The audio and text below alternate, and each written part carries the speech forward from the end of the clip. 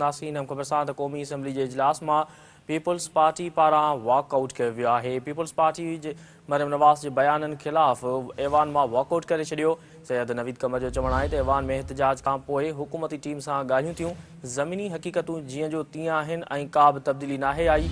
हुन चयो त हू उन वक़्त ताईं ऐवान में न विहंदा जेसि ताईं हालतूं ठीकु न थियूं थियनि। अव्हांखे आगाह करे रहिया आहियूं अहम ख़बर के हवाले सां त क़ौमी असम्बली जे इजलास में पीपल्स पार्टी पारा वॉकआउट किया वियो आहे। पीपल्स पार्टी मरियम नवाज़ के बयान खिलाफ़ ऐवान में वॉकआउट करे छॾियो। सैयद नवीद कमर जो चवणु आहे त ऐवान में एहतजाज खां पोइ हुकूमती टीम सां ॻाल्हियूं थियूं। ज़मीनी हक़ीक़तूं जीअं जो तीअं आहिनि ऐं का बि तब्दीली नाहे आई। हुन चयो त हू उन वक़्त ताईं ऐवान में न वेंदा जेसि ताईं हालतूं ठीकु न थियूं थियनि। इहा अहम ख़बर आहे जेका अव्हां सां शेयर करे रहिया आहियूं त क़ौमी असम्बली जे इजलास में पीपल्स पार्टी पारां वॉकआउट कयो वियो आहे।